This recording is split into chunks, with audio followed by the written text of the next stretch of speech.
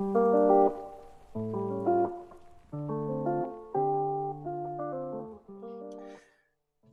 thank you everyone for coming. My name is Pablo. I am the co-director of the festival. We also have Laura Ligari with us there. Hello, Haircut. nice to see you. Welcome. It's great to have you here. Thanks so much for joining. Also, we have Kumei Kirschman, that was the curator of the exhibition. We are so happy that she was helping us with this work. It was amazingly big and it was so surprisingly moved every day, having new things. So happy, Kumei, that you help us with this job. No, thank you. Hi, everybody. I'm Kumei. I'm in Argentina right now. So thank you very much for giving me the chance to do that activity. It was super fun. It was hard. I'm not gonna lie, but I really enjoyed it and I really learned a lot. So thank you. And also something that we have to say is that it's an amazingly hard job, because choosing just 9 artists from 180 is just a 5%, you know, and we have really strict conditions for choosing them. For example, the gender equality, or that they were from different techniques. And as you know, we have mixed solarigraphy and pinhole, that they are, as Justin said, like brothers and sisters, but they are not the same technique. That means that it's really hard to make a decision, and also it was difficult to choose between all your amazing proposals. And at the end, we are really happy because all the proposals are amazing, but in some point we have decided with the last exhibition that we really need more space to share all this art, because now we have 170 people doing Polaroid in the world. We have like a big community, but it was really hard just to show these 9. And that's why we create this new space for free for everyone to share. At least we are going to have here 1 hour to share at least 10 more artists, and that can be amazing to make it bigger, or our community. We are also having here Diane and Maciej and also Kasia and Justin.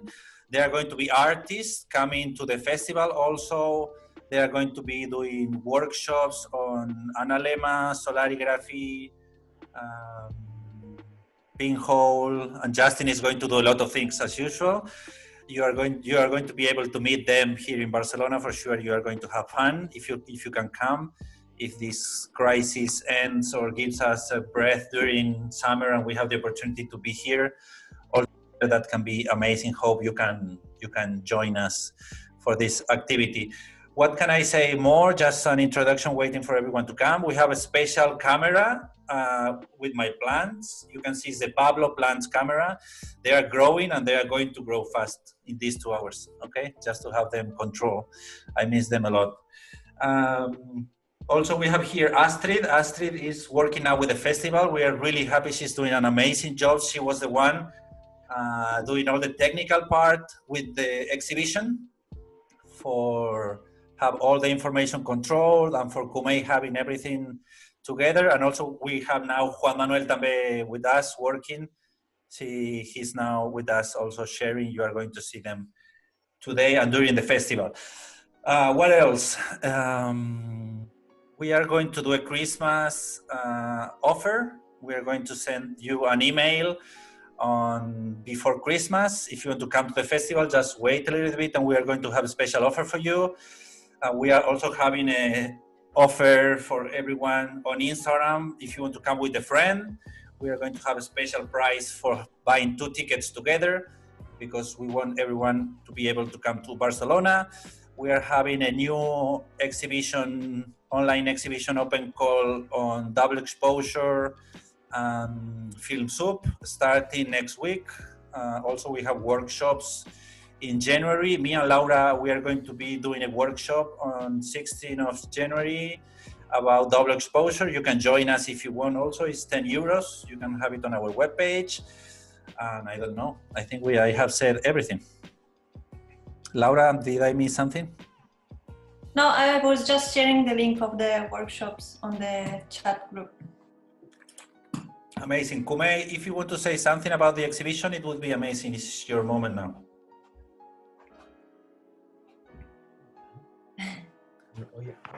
My time? Okay.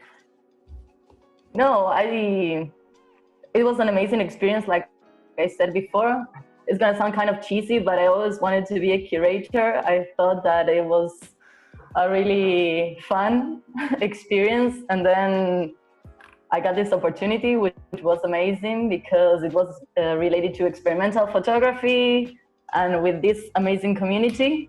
So even though it was hard, because like you said, I had to pick just 9 people out of 161, which was a lot, and take into consideration Pinhole and Solagraph, people from all around the world, different languages. It was really fun. I learned a lot. It was also really amazing to see how the projects conveyed a different meaning when I actually read what you said when you sent the pictures, because I could see the pictures, but then when I read the anecdotes or part of the process, like everything changed.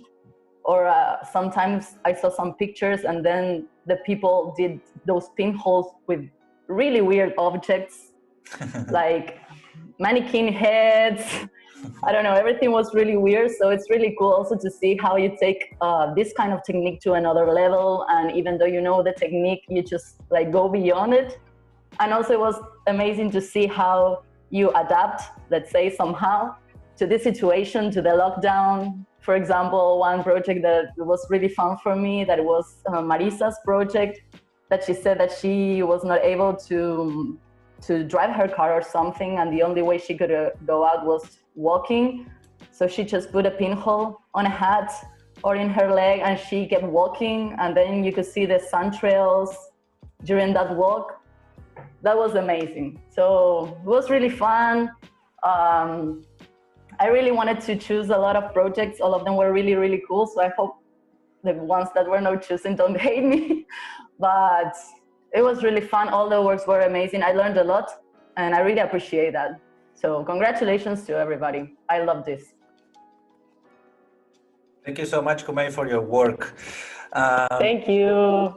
Also, we are having here 8 people that they are going to moderate one of the small groups. The dynamics for today is we are going to start presenting. We have 10 artists.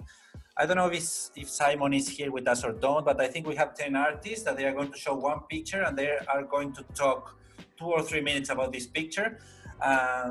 If you have any question or something, you can just ask them directly. And if not, you can just put your Instagram on our chat or whatever, and we can keep this conversation. We are going to use this first hour to present these 10 artists. And then the second part, we are going to the small groups with the moderators, and we have 8 different questions about plenty of different things. We are going to be debating there. And then we are going to come back to the big group, and then we can just share our thoughts. Okay, do you have any question about what we are going to do today? No questions? Amazing. If you have any questions, just write down in the chat and Laura is going to answer for you. Okay, well, do we have here the first one, Varela? Yes, we have you here. I'm going to share the screen and I'm going to show your image, and wherever you want to start, you can start talking about it. Wait, let me.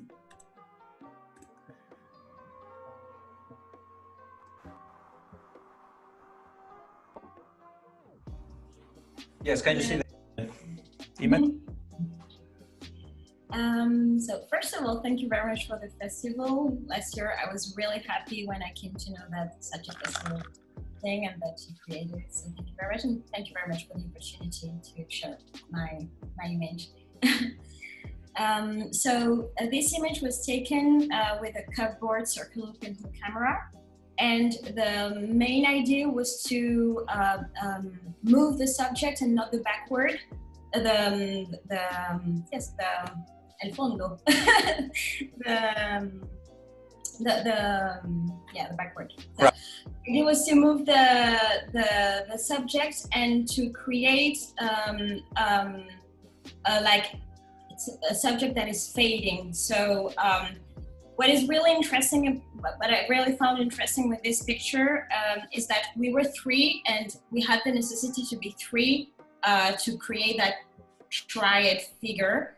But something happened that I like to call the tyranny of silver halides, because I am in the pictures, but since the other bodies were lighter than mine, my body tends to disappear. And because I'm shorter also than them. But I mean, like we are the three of us, but my body ended up like somehow fading more than the other ones. And I found that like really interesting, the fact that 3 bodies were necessary to do that. But at the end, only 2 of them, for a chemical reason, ended up being visible. So, well, that's like it's part of a series called Urban Bodies, and it's for now I have like about 6 pictures, and they all have like the same idea of the body fading and the background being really in focus, and always that same background, the city being like more present than the bodies, and those bodies fading.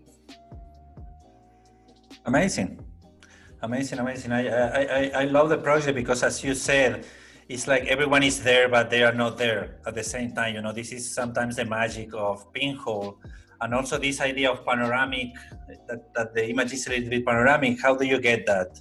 How was the technique that you used for this Pinhole? It's a cardboard camera that is a dulce de leche box, this kind. So it has it's very small height, and since it's circular, I use like more than half of the superficie to put the paper. So that's how I got like this panoramic aspect. Amazing. And you are using the same camera for all the series? No, not all of it. I have like this one, and I have another one that was made by some people here. It's the Gobrito. It's a wooden camera that I really love, but it's a flat focal plane. Okay, nice, nice. Does someone has any question for Varela?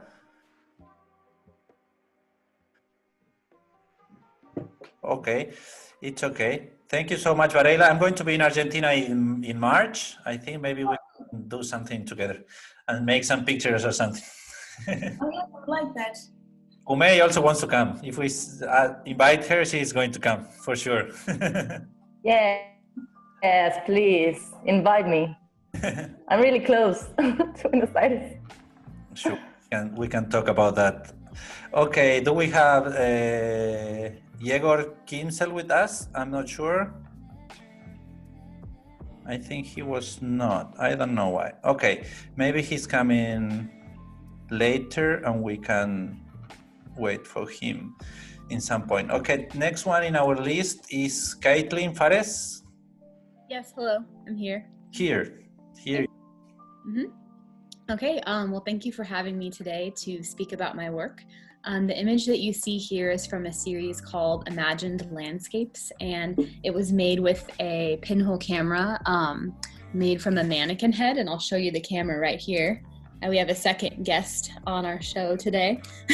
Anywho, so I was thinking a lot about sight and perception in terms of the human in the camera, and I initially made this camera when I was in graduate school in San Francisco, and I wanted to think about the camera being a metaphorical stand-in for a human in terms of what does the camera see, what does perception mean, what does first-person experience, things like that. So I knew I wanted to bring this camera out into the landscape, but I wanted the depictions of the land to be something more sort of cerebral and suggestive rather than something like fixed and knowable like a traditional landscape photo might be. So I brought this camera into the landscape, but I noticed that the camera was seeing something that I wasn't seeing. And I was really excited about that idea and that potential that the camera had its own sight in a way, and that there was something sort of serendipitous happening with the work. So I also brought this camera out during quarantine again because I felt that it was more relevant than ever. Right now, I think in the world, sometimes people are maybe having trouble seeing each other's perspectives and understanding them. So I liked the idea of the camera having a different perspective than me. So the landscapes that the camera saw, as you can see from this image, were sort of more like poetic and atmospherical and more about looking into the distance, and all of the rogue light waves that came into the camera created these sort of illusions of mountain ranges and fog banks and clouds and things like that. So, yeah. And how the camera works? I mean, you created, what's the story with this camera? Yeah, so the camera is a pinhole camera. I found these lenses at a sort of like a thrift shop. They were discarded lenses, and I manipulated them inside to create sort of the pinhole aesthetic, but the lenses aren't traditional lenses. They have like warped glass inside and things like that. And so then the inside of the mannequin head is like sort of blacked out, black tape and paint to create a light tight object. And then the film goes behind the eyes inside of the camera. But you have two different lenses, or you have just one in the back? Yeah, there are two different lenses, and sometimes I created like a little shutter over the lenses with black tape and things like that. And sometimes I'll make one exposure with one of the eyes, and sometimes it'll be both. Okay, nice. But you don't have like a pinhole. You have like lens. No, it is a pinhole with the lens. So I manipulated inside of the lens to create a small pinhole. Yeah. Okay, but you have the shutter inside of it. Well, not a real shutter that clicks. It's like a piece of black tape over the lens, sort of like an old boxy pinhole camera, with the little piece of tape. Yeah. Mm-hmm. Okay, nice. I think the result is amazing. What kind of paper do you use, or? Oh, it's I use color film, so like Portra color film. Okay. And I don't do any editing or anything like that. It just comes right out, very colorful. Mm-hmm. Nice, but it's like a normal Portra 200 or so, 200, something like this. Yeah. Mm-hmm. Okay, nice. Yeah. Nice. I think it's an amazing image, as you said. It's really subjective, and also it's like showing something really different of what we can see, and also having this, that is like a mannequin, it's a person, but it's not a person, like a fake friend. Imagine. Right. It's weird that this is showing us something different that humans can see at the same time, Yeah, definitely. I think it's amazing. Hope we can see more of these series on your Instagram. We are going to follow you there. Okay. With your name and see more of this series. It's okay. Great. Next one is Yvonne. Hola. Hi, Yvonne. Hi. Amazing image. Thank you. Bueno, lo hago en castellano porque en inglés no... Muy mal, lo siento. No problem. Thank you, muchas gracias. Bueno, estos son las fiestas de San Fermín, famosas en Pamplona y en todo el mundo, y quería hacer algo diferente. O sea, entonces me fui con mi cámara Pinhole, Zero Image. ¿Conocéis la cámara? Sí. Y entonces quería hacer algo diferente, captar el movimiento, captar la muchedumbre, la gente. Y bueno, y una vez al año pues voy a San Fermines con mis amigos y voy con mi cámara Pinhole, intento retratar la fiesta, y es un proyecto que acabará cuando deje de ir a San Fermín. Cuando te hagas grande. Exacto. Y esa es una foto de toda la serie, que se vea el color. Los capté con Portra y con esta cámara en panorámico. Bueno, y eso es. No, perdona, el enlace que pone ahí Pinhole es otro proyecto. Pinhole son unas cámaras que fabrico de cartón para aprender la técnica del pinhole y poder aprender con estas cámaras. Eso es el enlace. Okay. Bueno, al festival tenemos un stand donde normalmente ponemos todas las cosas a la venta, así que si quieres traer unas cuantas cámaras y compartir sería genial. Particularmente tu proyecto a mí me ha interesado mucho, o sea, no lo he seleccionado yo porque es el trabajo de Kumei, pero cuando Kumei lo ha seleccionado, bueno, no lo ha seleccionado, pero cuando estaba viendo todos los proyectos yo para hacer esto, me ha sorprendido que Kumei no lo seleccione, porque a mí particularmente me interesa mucho el tema de la cultura popular, y realmente me ha gustado mucho que te hayas presentado hoy para mostrarlo, porque no es tan normal ver fotografías de cultura popular hechas con técnicas antiguas, así que muy, muy guay. Creo que tienes que seguir currándotelo por aquí porque es un proyecto muy, muy, muy interesante. También toda la serie con los cabezudos y todo eso me ha parecido. El encierro te da opción a una foto, o sea, no hay más tiempo, es muy rápido, es una foto y lo tengo que repetir, lo tengo que intentar, buscar una buena localización, que es muy difícil encontrar un balcón para ver el encierro y disparar una foto es único, no puedes repetir, entonces hay que volver a jugar, hay que repetir. Muy bien, Ivonne, gracias por el... Muchas gracias. Permiso, permiso. Tengo una pregunta. Perdón. ¿No la puedo? Maciej hace una pregunta y después Kumei. ¿Qué es tiempo de exposición de esta foto? Esta era muy breve, yo creo que es ISO 400 Portra y es breve de 2 segundos, uno con el trípode y disparador y era una exposición corta. ¿Y tienes algunas que tiene más tiempo? ¿Minutos? Sí. Okay. Sí. Esta foto es terminado el encierro. Cuando termina el encierro, la plaza se llena. Entonces, la plaza está llena y hay muchísima gente. En cambio, cuando llegan los toros, el movimiento es mucho más rápido y casi no se ve. O sea, no se aprecia a la gente porque es muchísimo más rápido el movimiento. La gente se escapa. Aquí están quietos. Sí. Si quieres puedo compartir en algún otro espacio más fotos o bueno, no sé, como... Sí, me interesa si tienes fotos de encierro con toros en forma de líneas.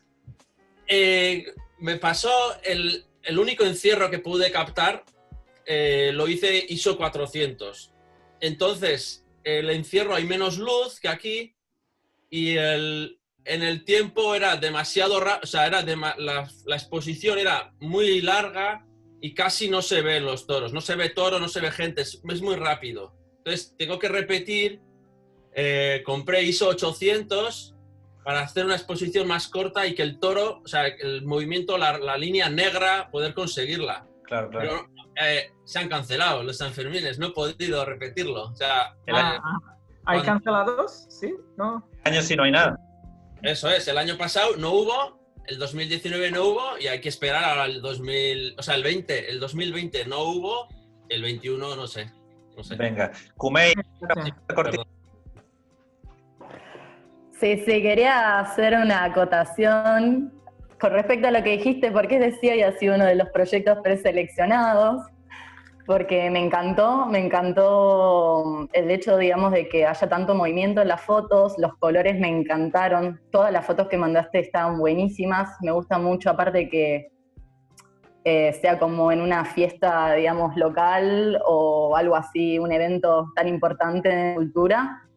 Pero bueno, después cuando tuve que hacer la selección final, con respecto a todos los requisitos no entró, pero sí fue preseleccionado y me encantó este trabajo. Sé que también es, o sea, si bien hay mucho movimiento, es como que se terminan viendo algunas personitas y eso también me encanta.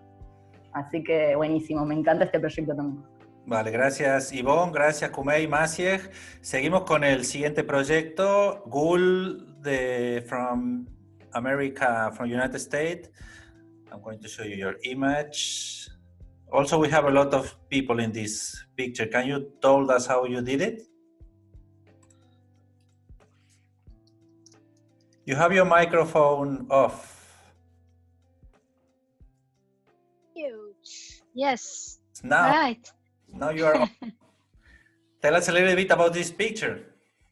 Okay, so this picture is taken with my zero image camera, 6x9, and I use Ilford HP5 Plus, and of course on tripod. This image is referring my series of A Passage to Lucia's Land. This image is actually taken in the same instant film, but is the three images, multiple images that has been taken. I really like not only a pinhole, I like to have multiple images. It creates sort of a surreal look, and also unpredictable results. That uncertainty creates for myself a chance to convey the deep meaning and time of chaos. So basically this image for me is making a choice line, like when you come three passages, but it's about either you choose this line and that line. It doesn't matter at the end, the same result is sort of like a deeper meaning of connecting your inner choices. So what else I can say? I was just thinking how you did it. It's like a panoramic camera, or you just... No, this camera you expose, and then you have to really use your gut feeling. When you crank this, you have to move the film surface at the same time. I also move the tripod. It's a very challenging decision because you don't know the result how it comes. That's what I like, the uncertainty, unpredictability of this. So basically one image, but is on 3 frame. Which camera is it? Is 0 image 6x9. Okay, the same one that Yvonne, isn't it? Yes, but his larger. Mine is smaller. It's very fragile camera, handmade really. Every wood pieces are handmade, and they put the name and number because really handmade. So it's and very sharp actually. Somehow this image didn't come sharp, but most images comes very sharp. Surprisingly, I love this, and you can also make 6x9, 6x6. There's a section you can separate, so I love this image. I mean the camera for itself. Laura has also the same one. I didn't know that. Yeah, I was gonna say that's why I disappeared for a while before. I was going to look for it, and when Yvonne showed it, I have the same, and I still have to practice a lot. I did like 1 medium format film and one normal, like 35 millimeters. It's good because you can play with both, but most of the frames were dark, so I have to try again. No, please be faithful. You love this camera because the sharpness amazing, and and also f-stop little bit. That's the problem. 235. 235, so it's a little bit longer exposure. That's what is the problem coming from. The other pinhole camera is like around f135 something, so this is a bit longer, yes. But what's your number? Mine is 0867. It's 2471. 24 years old later version, because out of 2000. Yes. Your cameras to the festival, and we can do a picture with all the cameras, and send them a picture for the builder saying, why are you not here? We have all your cameras. Where are you? So far, I love everybody's work. Thank you so much for sharing. It's amazing. And I think Kumei had a really hard time. I understand what she's talking about. It's a beautiful image so far. Thank you so much, Gul. We really love your work. It has amazing, it's like really magical. That's why we really love about this.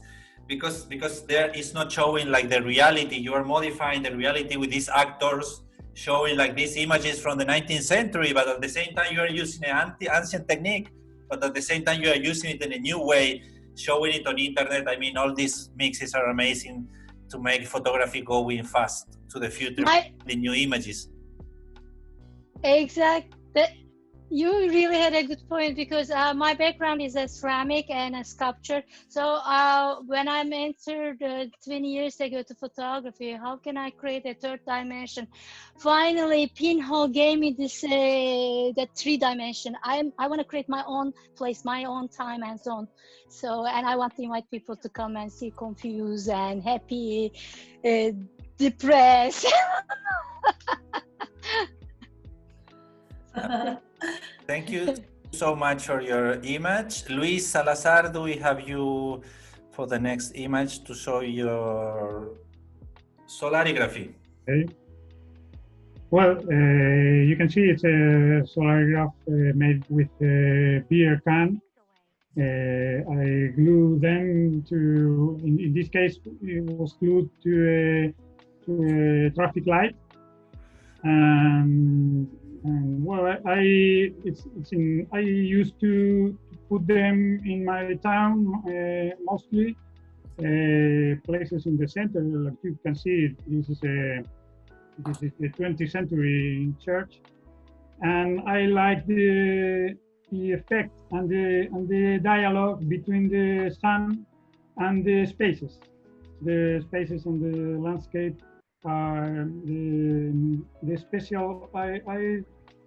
I like the sun, of course, the lines of the sun, but I'm interested especially in the special atmosphere that causes the solarography.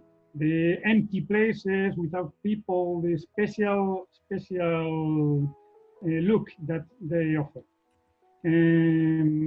This photo especially is a little special because I don't know why, but I didn't took note about the camera.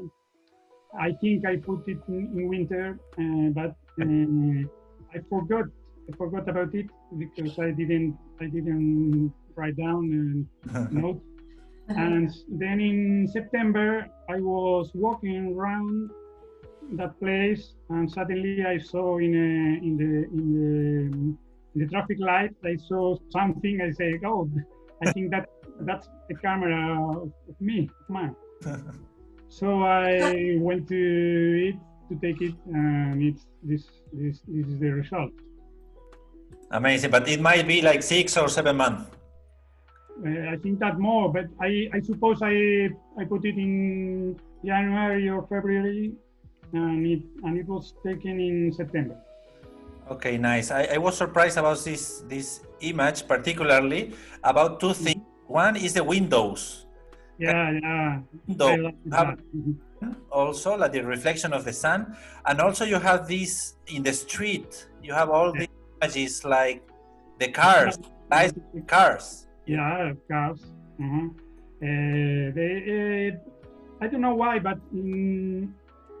like in other aspects of solarography, the kind of the paper makes, as we all know, makes many difference between one and another. And then the reflections in the cars appears very strongly in some papers and not in another.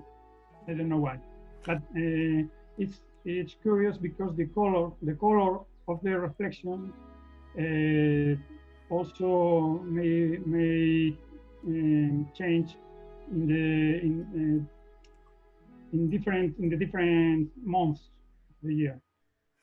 Yes, I'm really surprised about these reflections.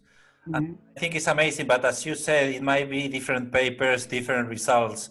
But it's nice because it's not the typical solarography just about the sun. We have some participation of humans. You can see also the cars. I mean, you can't see the cars, but you can have some reflections on the cars. And this is also something different. Yeah, I try to take more, not only the sun, but more the spaces, the atmosphere. I like to choose the frame. Yes. To be to take many. Well, I don't know how to say. To choose the frame. Yes, work also with the framing. Yeah. I think the result is amazing. You can keep going from this way because the result is amazing. Also, there is a question in the chat. Sorry to cut it. Which paper did you use in this? I don't know because I didn't took that note. I have looked for it, but I don't know. I think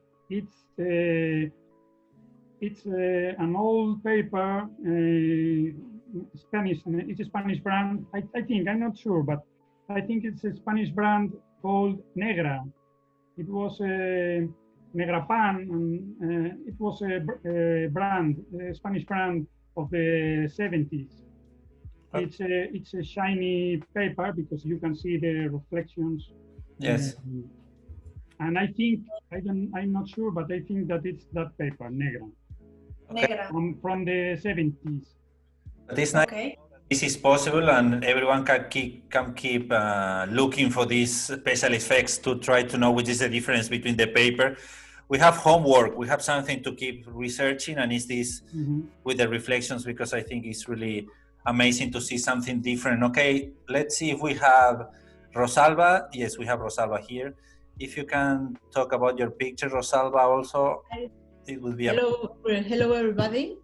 Good morning, good afternoon, and good evening in different parts of the world. I'm very happy to be here with you, and thanks to Pablo, to Laura, and Kumei for allowing me to share my work, and also thanks to the International Festival on Experimental Photography. My name is Rosalba, Rosalba Bustamante. I'm from Oaxaca, a state that is south of Mexico, and where fortunately we always have a lot of sun to make solarography, lumen print, and those processes that require a lot of sunlight. I'm an orthopedic surgeon, but for 11 years I have not practiced medicine, and I have studied photography instead. And since then, I only do photography. 10 years ago, I fell in love with pinhole photography, and 4 years ago, after seeing Jeff McConnell's work, I fell in love with solar graphics. Since then, I have solar cans with a hole scattered around different parts of my city. For example, now, before the quarantine, I placed 90 cameras in my city. 90 cameras, without knowing that the images will be forming during a period of time in which we were all also warded or protected at home, like soda cans, just taking everything and observing.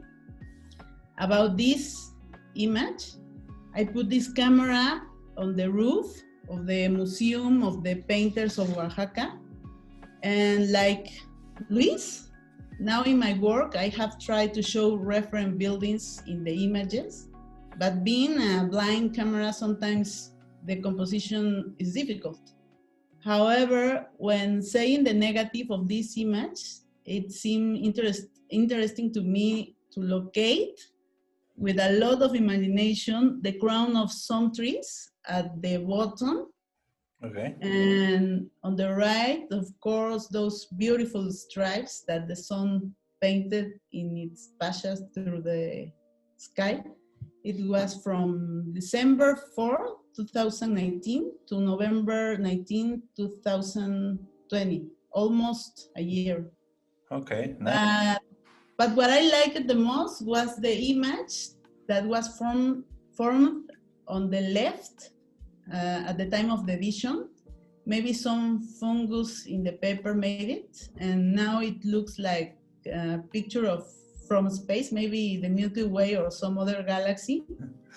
And I like to change the original colors of the positive to other very different with Photoshop. And pink is my favorite color. Nice. Thank you. Result is really like painting, you know. This is something amazing, and it's nice because it's much more like painting. It looks really like a chemigram, you know. Also in this this part here is like chemigrams. The result is really nice. Maybe it was leaving the camera for a year that made all the conditions are changing, the humidity and everything might modify clearly the paper. And this is this point when it start being a chemigram, because all these chemical things are modifying the paper directly. It's like a mix between solarigraphy and chemigrams. Somebody is asking about the camera. Can you see? Yes. It's a can, only a can. Okay, a normal cam. You did it. Yes, of course. Nice. No, because you can buy it. There are some of them that you can buy it. Okay. I think the result is amazing. And also, at least for me, was this idea to start thinking in how the context modify also the paper is an amazing point to keep researching more about these possibilities, like working with the environment and with the paper, like chemigrams, or modifying, not just changing the humidity, for example, for make it more visible for the picture, but also how the humidity is really modifying the paper for creating like new images and light on the image. That was, I was surprised about this picture. It was ill for, they are asking, is ill for paper. Okay. Nice, nice. Thank you so much, Rosalba. Do we have Matt Evans in New Zealand for the next image? Hope is a day in New Zealand. Yes, we can see the sun in New Zealand. Yeah, finally, right? So it's nice to know. It's 5:40 here, so nice and early for me. Okay, hope nap in some point of the day. If not, it's going to be long. I can't see my image anymore on your screen, so I don't know if you're still sharing the images. There we go. Sweet. Thank you very much. Thanks for having me. This is one of the first pinhole photos I made. I started making my own pinhole solar can photos sort of last year, sort of Christmas time last year. So we're going, what, with December now? So yeah, 12 months ago. And this one I put up in, I think it was maybe February this year, and it's about a 6-month exposure. This is placed in a really rural place of New Zealand, in some farmland up on a hill. And if you look real close, you can sort of just make out in the sort of mid area, you can see the land off in the distance, and what I like to think is a lake in the middle, but I don't think it is. I think it's just farmland. But what I really like is how you can see over the time that the pinhole must have been blocked at some point. So you get that big gap in the banding, and then the big rogue one that comes through where I guess it got moved. But yeah, it's very exposed where it was placed, and the emulsion is kind of has worn that weathering well, I think. So it gives a sort of nice otherworldly image, you know. So I like to think that all of the sort of molding and stuff on the left is sort of like foliage, and you're looking down on this sort of halo world, or Titan AE or something. But I was pretty impressed with it. It's about, I think, 6 months-ish. So yeah, I haven't, like I say, I've only been doing them this year. So but it's definitely got its hooks into me. So it seems to be what I'm doing in most of my photography, is making these now and putting them out. And I've got my 2 young kids helping me make the cameras, and then yeah, hitting all the people up to put them in their gardens and stuff. But yeah, I'm happily take some questions if you've got any, because I don't really have much else to say. No, it's okay. It's okay. I was surprised about 2 different things. One is the same thing that we were talking before about these like chemigrams, you know, this sticky part of the paper. The result is really amazing. But on the other hand, I was surprised what you said about this, that in some point the camera must be stopped, you know, because we have like three different images, as it can be like a triple exposure, you know, as you put it in times. What do you think You that can see, well, this would have gone out in, this would have been put up in January, February. I can't quite remember the dates, but which means it's the peak of our solstice, right? So that would be the arcs of the sun at the top of the paper working down. So it's gone out for a couple of weeks, maybe a month or so before it must have stopped recording. Because I mean, it's not like we have no sun for months on end, you know? So there's that big gap in the middle where all I can presume is something blocked the hole enough that it couldn't record the sun. But peak of summer, we should have a lot of sun. So yeah, I don't know why it got blocked, and then it's kind of cleared up again. Unless it's just movement, and the top arc of bands is actually just, you know, the movement of the cam. But it was really reasonably tightly secured to something, so I can't imagine it's moved a great deal. Do you remember the exact time of installation and the end of exposition? I knew you were going to ask that, and I'm thinking I can find it if you bear with me. I can, okay, because we in Polish Solarigraphy forum we have sometimes we have a game, or we treat such images as a riddle. And anyone can say his interpretation. Why is this result? Yeah. So evidently there was something covering the pinhole, the hole. Yeah. And then it was uncovered. Maybe it was a leaf. Yeah. And if the exposition was over the winter solstice, then it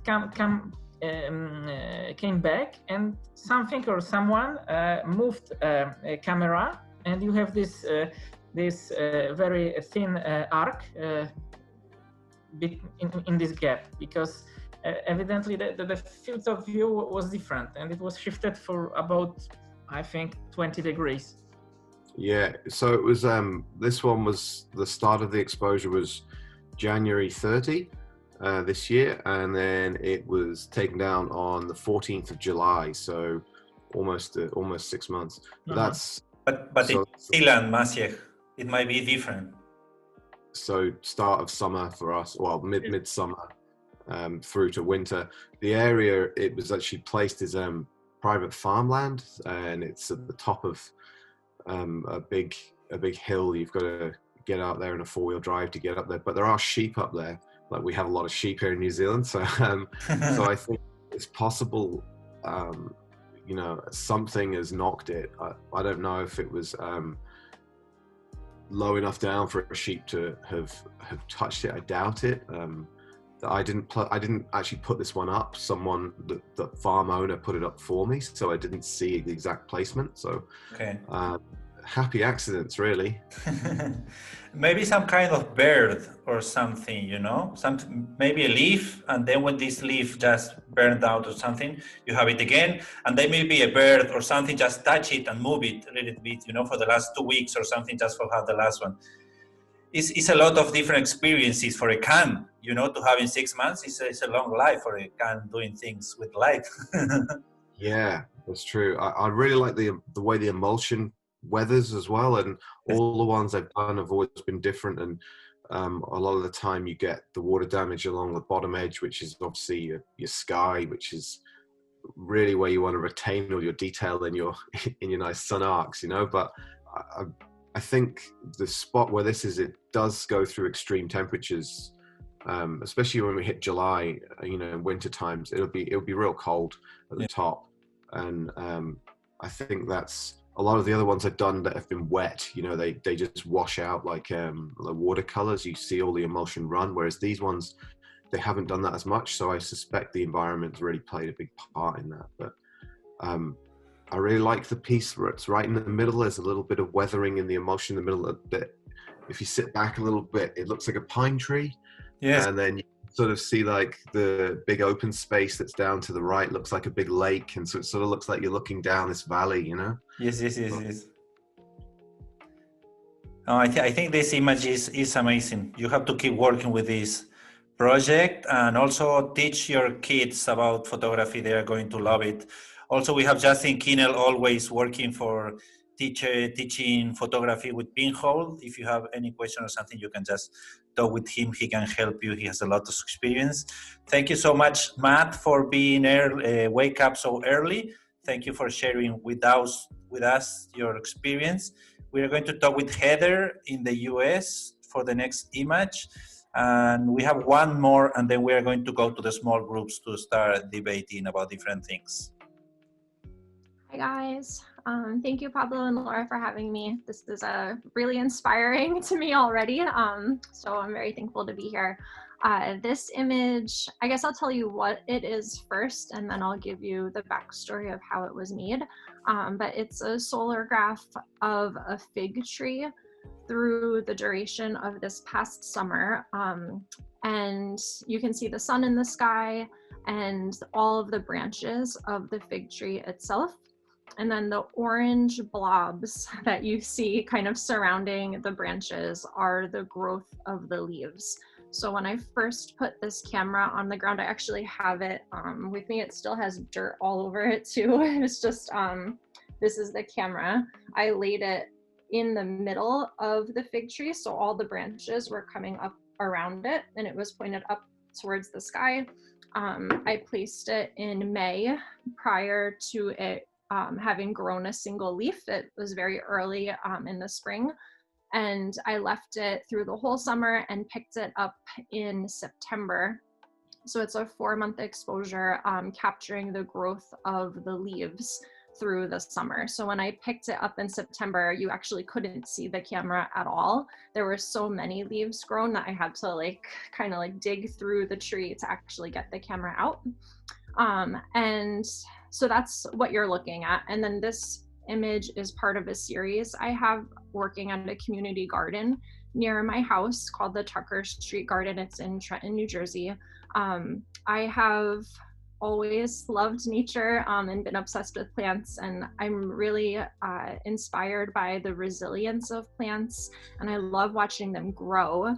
And you know, I'm also a pinhole photographer. I've been doing pinhole photography for over a decade. I've been doing Cellography for 4 years, and at a certain point I needed, just as an artist, I have to always find a way to synthesize my process with an idea. And since I've been photographing the growth in forests and capturing the sun with Cellography, I started photographing houseplants in my house with my Cellograph cameras. Inside all of my plants, like Pablo, you've got plants everywhere. I want to just come and put pinhole cameras inside all of those. Sure.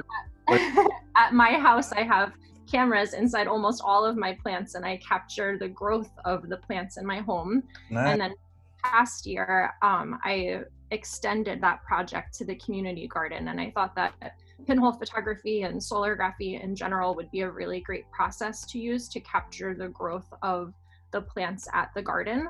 So in April and May, I went to the garden and I put cameras in their greenhouses, along their tomato cages, inside of the plant pots, like in cabbage patches, in their fig trees, along the edges of their raised beds with their flowers, and created a whole bunch of images capturing the growth of all of the plants. So this is just one in a whole project that I'm doing there. Amazing. I really love this image, not just for the result, that is amazingly aesthetic. You know, how this idea, also dreamy, also the perspective, I think it's amazing. But I was surprised when I read your text about this idea of how can we represent the growing of plants. And obviously, pinhole is the best way, because you have a year for seeing them growing, how this result can be. It's like the contrary of Yvonne project, Yvonne is going really fast. And the pinhole for something going really fast. But if you are using pinhole for something that is going really slow, the result can be amazing because you have it all the time there. I think it's an amazing project, and it's a good way to keep working with nature and photography. Yeah, thank you so much for saying that. No, this is just an invitation for you to bring 25 cameras to my home during the festival. I will. Okay, so happy of having you, and also I'm surprised. I mean, I met you not so many long ago on internet, and I'm surprised that you are doing so amazingly different techniques. You know, you are just doing photography your whole day, and this is something amazing. I think you are really creative, and the result is here. I think all your images are amazingly great. Okay, we are going to last, because we have 3 more minutes for this first part. Hopefully we have Simon here in Poland, and he can explain. I was asking which paper, Eder. Sorry, I just read it. Oh, it's okay. Paper. To be honest, I just shove whatever paper I have laying around. This particular one, I tried a new paper I had never used before, and I can't remember what it's called. I think it's like cotobromide something or other. It was like a very thin paper, and it was glossy, which I don't typically use. I like to use pearl finish, but I think it was like a cotobromide paper for this image, which is abnormal for me, but I really love the results. With it because it's good. It's a good one. Okay, Simon, can you explain something about this picture? We are also surprised here again for these reflections, probably from the cards. Yeah. Hello. Thank you for the invitation. I'm surprised that I'm here now, and I'm really glad to say something about my picture. In this picture, we can see a square in Calvaria in Poland. It's a tourist place because it's one of maybe 20 UNESCO places in Poland, but it's not it, but it's just a city where it is. On this picture, we can see 365 days of exposure. There is the sun, and there's also car reflections because it's a tourist place where people drives their car to explore this city in southern Poland. Also, we can see here a church reflection on the right corner. I was surprised because I didn't know that it can happen. This angle of my pinhole camera, which I can show you. It's just a Coca-Cola camera, okay, which is made just from the can.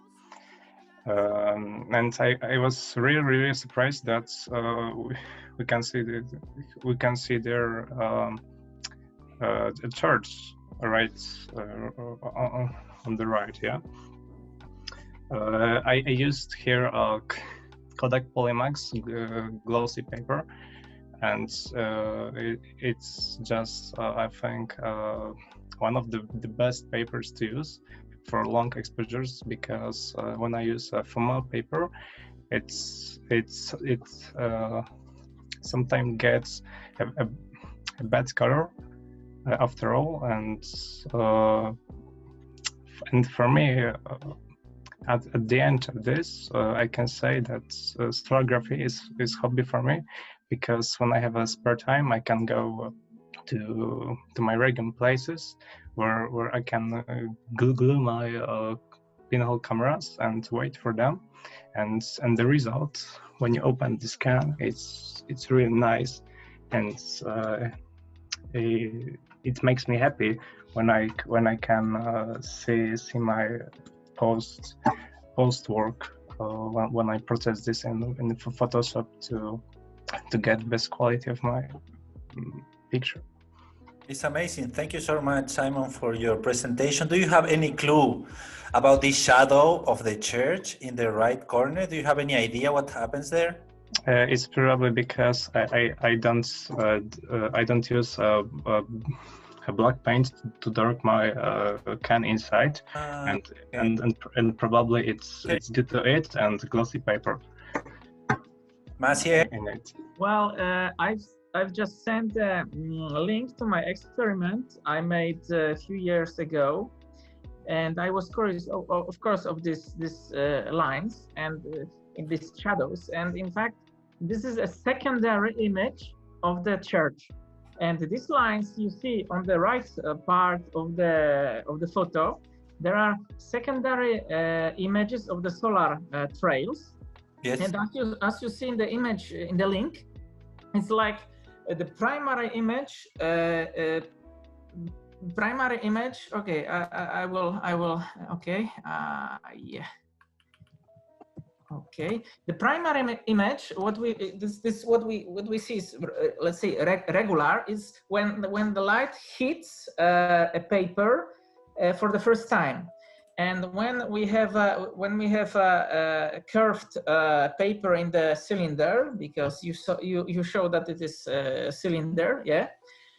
Then you mentioned there is a glossy paper, but anyway, if it is matte paper, it is also possible that the light reflects in a very low angle and hits again, yes, and hits again paper in the second place. Well, this Pablo is showing the bottom image, but the top image is with the paper, and you see, yeah, for example, here on the left, this is the first the first red spot is a secondary image, primary image, then is secondary, and then other images can be formed, but they are dim in respect to the rest. So usually we can see this secondary images on the sides, left or right. And also the line which is it was in the middle of the Shimon image is a clear border between this tracks and this where is only first image, primary image. And we call the place where they turn, where there's this limit, we call it caustics. And this is what I know about these reflections. And in every cylindric camera, they appear. Okay, good. It's good to know. Thank you so much, Maciej, for this explanation. We are really happy that you are with us, as usually, because you know a lot about the technique part of this. We are so happy with your explanation. Thank you so much, Simon, for your work. Thank you too. It's amazing. I'm going to stop sharing views. Okay, do you have any question? Are you okay? Are you happy? Everything is okay? Hope so. If you have any question or any problem, you can just write on the chat.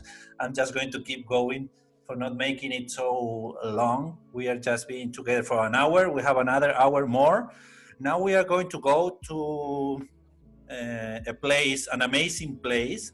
There are small rooms. In these small rooms, some of the leaders of the groups, Kumei, Laura, Maciej, Kasia, Astrid, Justin, okay, different people from our team.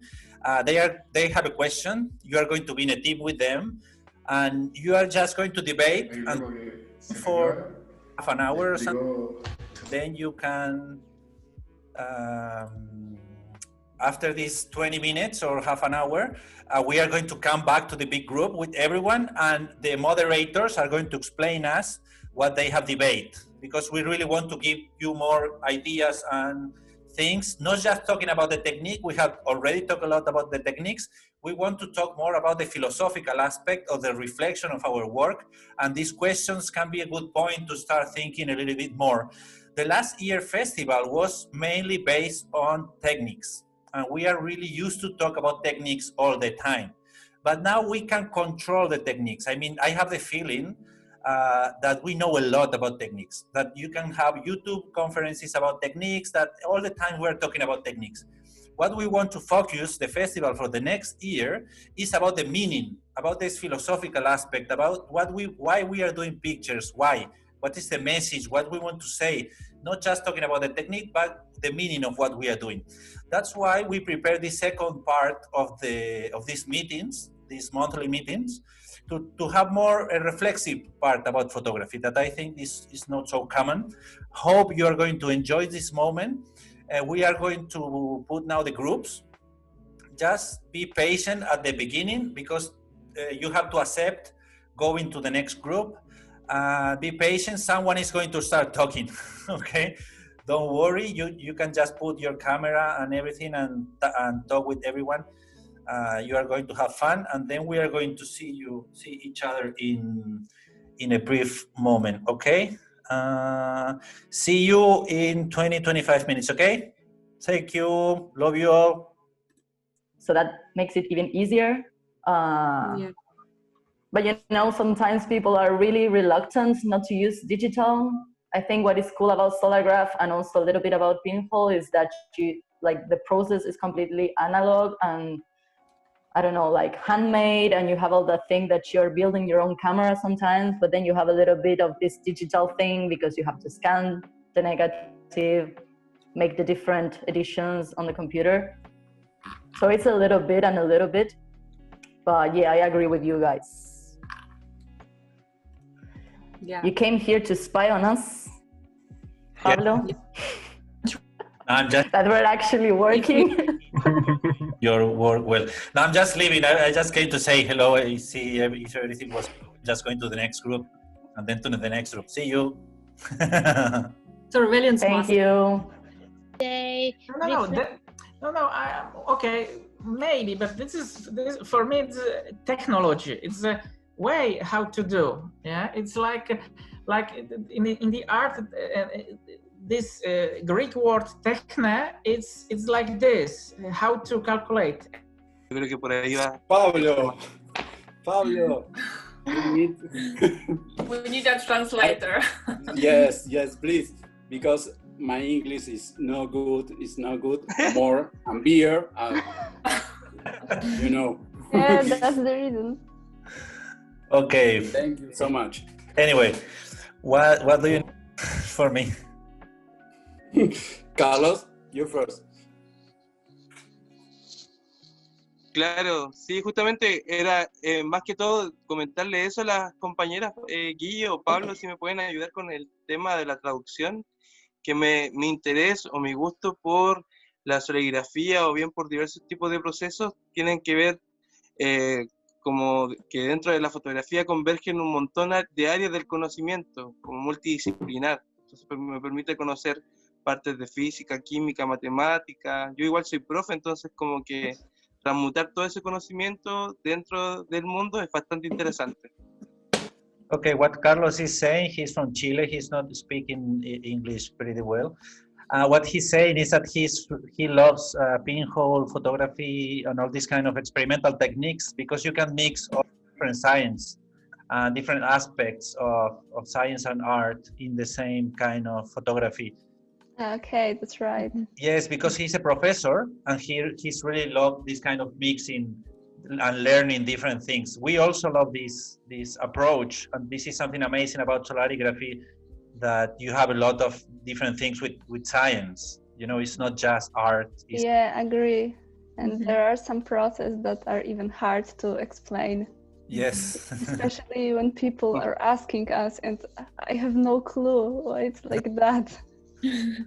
Yeah, but thank you, because we are now trying to cover the first question about our reasons to doing solarigraphy. So thank you for the translation. No, thank you so much. I'm going to the next group. I'm just checking out if everyone is doing her job. Can you try to help them if they need something else with the translation? Estaría bueno que me traduzcas a mí un poco. lo que puedo decir. Porque... Me quedo aquí y te ayudo. Perfecto. Cuéntame. No, solamente explicarle de que mi razón, creo que la pregunta iba con el tema de la solarigrafía más que la estenopeica, ¿puede ser?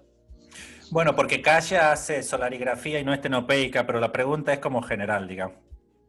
Claro, bueno, básicamente es generar algo, justamente eso.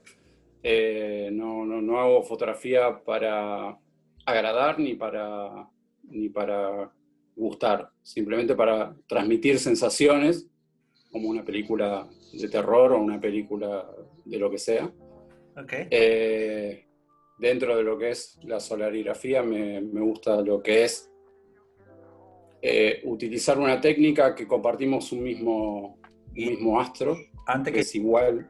Antes que llegue a la solarigrafía, déjame que lo traduzca porque me voy a olvidar. Sí. What he's saying is that he really loves pinhole and solarigraphy because he's not interested just in doing pretty nice things. He's really into photography because he loves to create sensations. In this way, he's much more into this kind of experience related with cinema.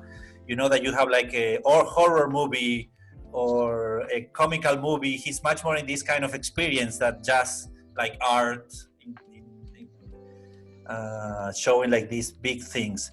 That's why he's doing solarigraphy and pinhole, and now he's going to explain something about solarigraphy. Guillermo, ¿qué decías de la solarigrafía? No, solamente eso de que me resulta interesante el que todos trabajemos con la misma materia, con el mismo astro. Me parece que eso que nos une es interesante. Luego el entorno es muy llamativo, pero siempre está presente algo que compartimos todos. Yes.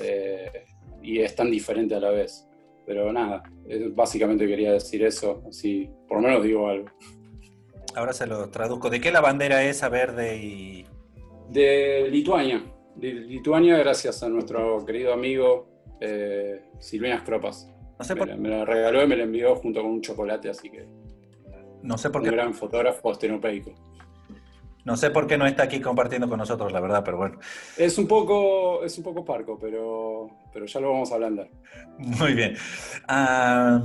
Guillermo told us that what he loves about solarigraphy is that all of us are working in different countries of the world with the same material. Everyone is working with the sun. And this is something that connects everyone.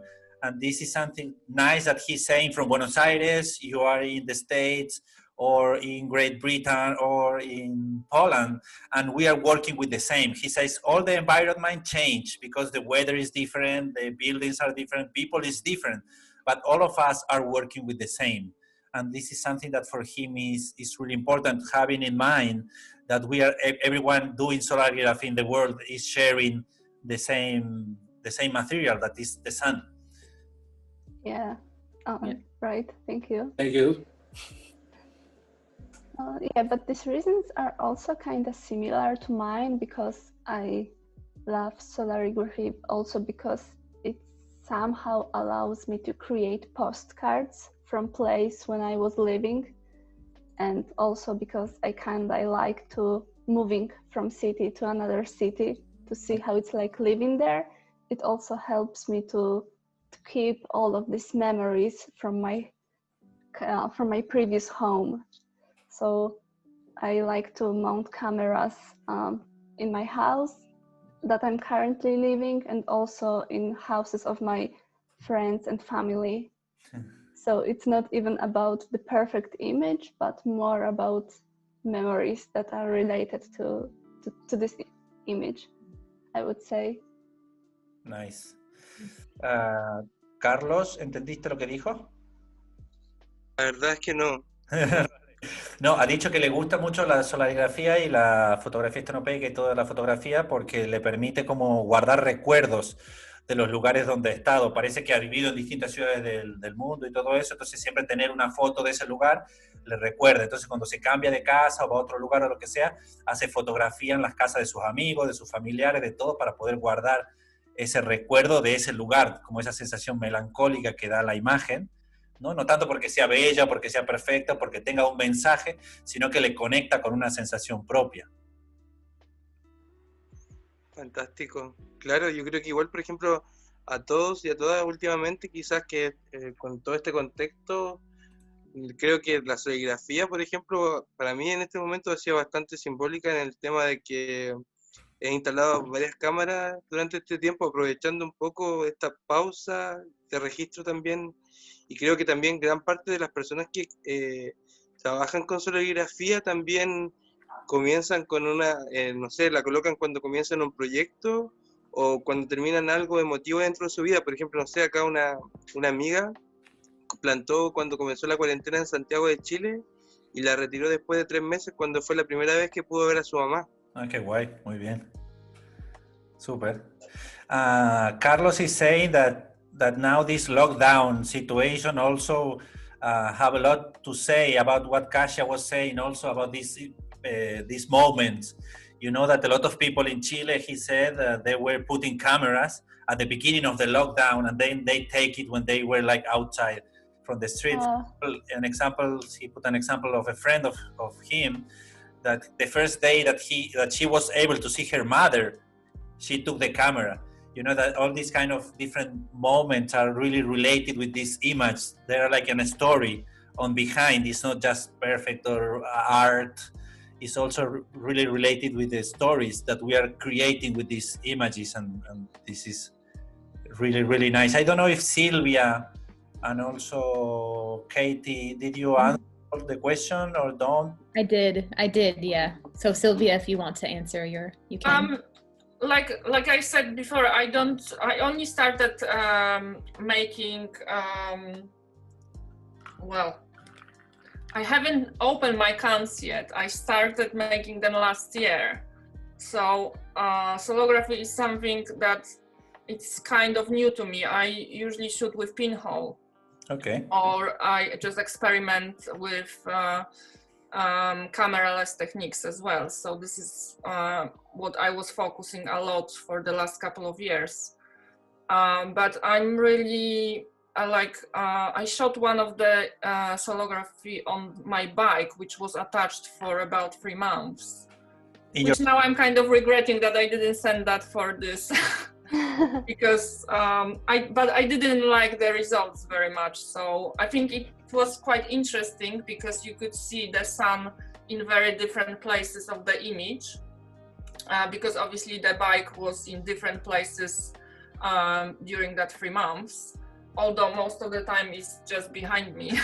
So you could see from the window, you could see the sun, but also like if the bike was outside or things like that. So I think this is a kind of good starting point for experimenting with the movement, because I think I do a lot of movement in my photography. This is something that for me is quite, I like long exposures. I like to capture the movement in a different ways. So I have a question related to this one, but quite more technical one. Because I wanted to create something similar, because I also ride my bike a lot. But where have you placed that camera? So if I just move my chair. So I think the camera was placed here. Okay. But I also had some that were placed here, but those that they were here, they were only for a short period of time. So probably I think I just took like 20 minutes exposure on few. So I wouldn't say this is the same process. Okay. But that one that was kind of at the back, it was for about 3 months. Okay, and it wasn't destroyed somehow by your legs or something? No, because it was a small can, like 330 ml can. Okay. And I attached that with the duct tape. So the duct tape is very strong, and you know it will hold very well. Yeah, I would rather use something like a silicone glue. But idea is brilliant. Like I have to do that soon. Yeah, no, I think like, you know, and you can place the cameras all over your bike and you change your bike as well. So people will think like, what is that? Because people have been asking me, what is this on your bike? Yeah. Boom. Yeah. Probably. Okay, guys, I'm going to go to the next group. Okay, I only have one question. Which hour we have to go back to this big conversation? When? Yeah. We are going to put you back in 5 minutes or something. Okay, so we have just 5 minutes right now. Just keep talking for 5 minutes and then we're going back to the group. Thank you. We don't have a translator, but sorry about that. Zoom is just making this automatical group. It's fine. No, está bien. Está bien. Para decirle una pena que no haya habido alguien traduciendo, pero es que como es automático, esto te crea los grupos de cualquier manera, era imposible saber que no había alguien para ayudarles. Pero bueno, muchísimas No hay problema, ya dijimos lo Todo nuestro. bien. Ahora que hablamos. Todo bien. Vale, genial. Nos vemos. La cerveza. I guess we have to learn Spanish. Gracias, Pablo. Muchas gracias, Pablo. Nos vemos. Yes, you can also learn Spanish. You can learn it before July. But Oh, we have time. honestly, we need to speak English. Were a lot. Oh, here he comes. Hello, Checking that everyone is working. You know? We're working so hard. You're a were- strict slave master. What can we do? I am already giving work to others. just giving work and I'm leaving. No, I was just trying to control the time. Do you need more time to keep talking a little bit more, or it's okay? We are okay, I think. Okay, we can have 2-3 more minutes and then we can just go back because we have 20-25 minutes to share with everyone all the results. Is the Zoom meeting have a how to say, a limit? I don't think so. Okay. I think I put 3 hours or something. No, we can keep talking. The problem is that people is going to be tired. Yeah. Okay, you have 3 more minutes, okay? See you. Ciao. Ciao.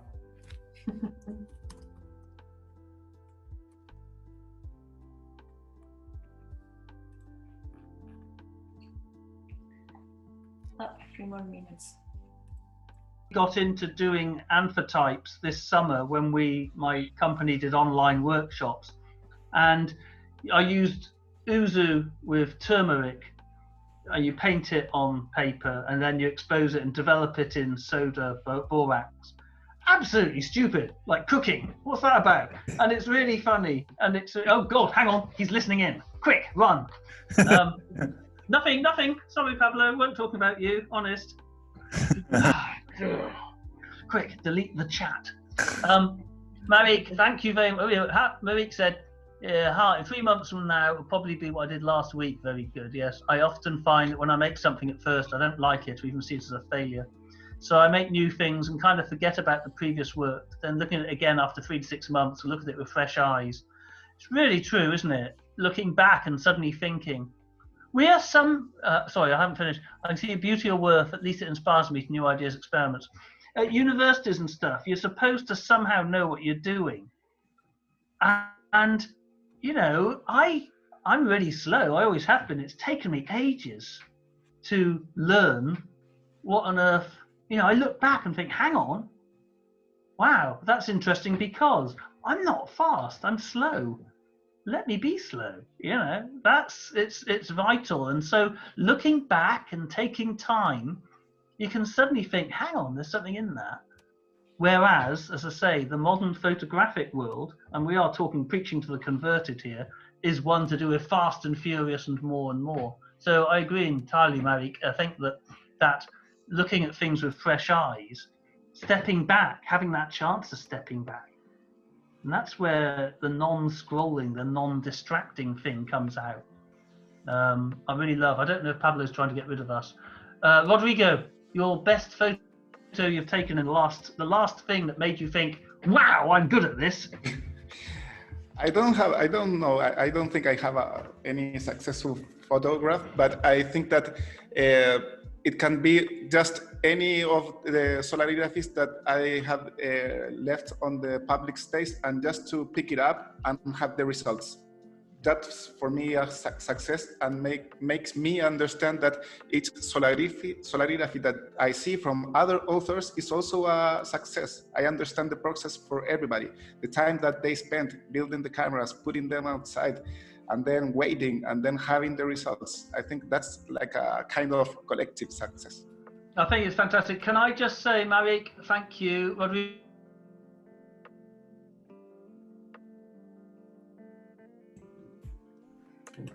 Hi everyone, can you hear me? Yes. Great. We are back. Okay. Did you have fun? Can you hear me? Yes, we can hear you. Okay, thank you. Thank you so much. Hope you have fun. Maciek, do you want to start explaining what was your debate about and what everyone said? Okay, I can. So, well, it was not easy task to compare science and art. Okay, we say about few things, maybe not in the order, but I said that sometimes the science is some inspiration for art, and I said about fractal art. It is like fractal is a mathematical object and gives aesthetic values. And at one point, artists started to use fractals to create aesthetic images. And in other way, let's say, I remember 15 years ago or 20 years ago, there was a project that 2 solargraphy cameras were installed in headquarters of ESO, it's European Solar Agency, and in the observatory in Chile, in Atacama Desert, and they compared the results that in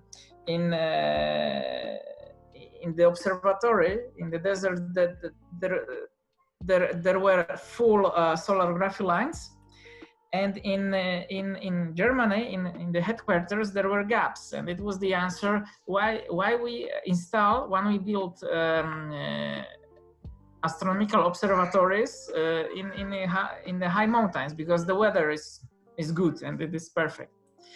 And we say that okay, the concept of triangle, it was interesting. It was by Gould, and we have triangle, and we have 3 corners.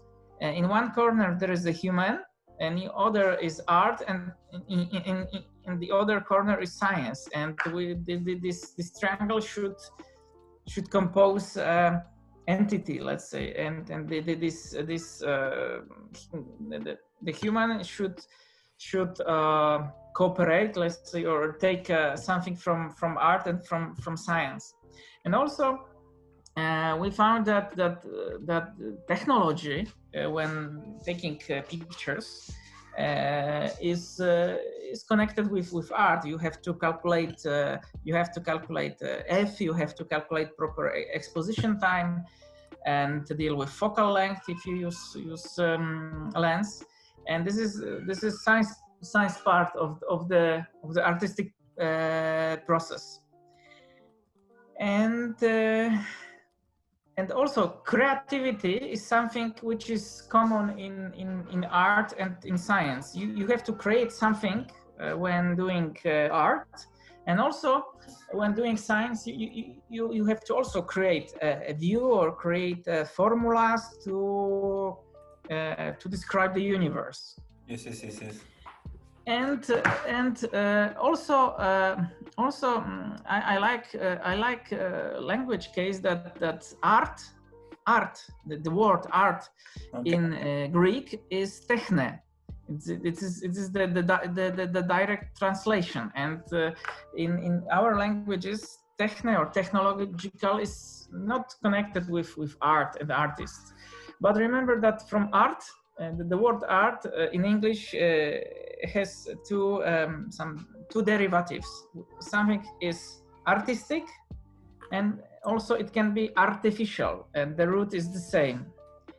Yes. And well, I think it is. What was exactly the question? Just to... sorry. The question was science and art. Can they? How far can they embrace each other? Okay. It was, sorry, I forgot to mention at the beginning. No, it's okay. It's just to let everyone this question, and they can, if they didn't participate in your group, because obviously you just have 5 or 4 people, but everyone can have this idea, thinking about it for the future, about this relationship between art and science and solar in this case. I think your case and your experience mixing, both of them are amazing. That's why we choose you also for coming to the festival. And also I choose this question for you because I know that you have a lot of experience. Thank you so much, Maciek. Someone else can give us their experience. Astrid, Kasia, Justin, Kumei. Who wants to talk first? I'll go. Do you want me to go ahead? Sure. Okay, so our group had a question, which apparently Justin came up with. Does a viewfinder inhibit your imagination? So, as you know, with most cameras, you have a viewfinder that you look through to, compose your image. So with Pinhole and Cellography, you don't have a viewfinder. And so we had to think about whether this is a positive thing or in a negative thing. And there was a second part to the question about, do you think attaching yourself to a certain technique, such as Pinhole or Cellography, I think this is what Justin meant, does this obstruct your imagination? Is it a handicap or is it a positive thing? So a couple of quick points were that my group said was it depends on what you're looking for. There's good and bad points to not having a viewfinder. So the good part is accidents. It's looking at things differently than you would have from framing it and putting it up to your eyes. So you can't often predict exactly what you're going to get. And this can be good and this can be bad. And it also just depends on how much you want to control the image. So some people, that is when I've taught workshops, one of the things that people kind of get upset about at first is like, well, I can't see what I'm taking a photo of. And I said, do enough of them and you'll start to get a feel for what your camera will do. And someone in the group mentioned it's getting used to different cameras. So it sounded like some people were the same as me. We've built a lot of different Pinhole cameras.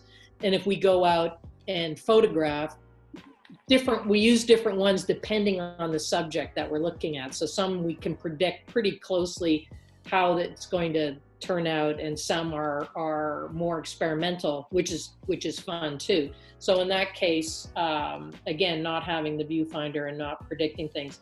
One of the best interesting response near the end that Flora was talking about, she said, not because we don't have a viewfinder and the camera, we're collaborating with the camera, and the camera ends up being like this other person and another being that all this stuff is happening inside of it, which we don't see, but we get an understanding of.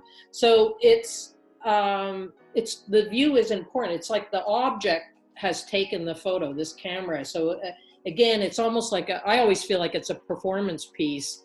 So this camera is this collaborator with us. And also one of the things that I mentioned was I always like the fact that without a viewfinder, you're not limited to this.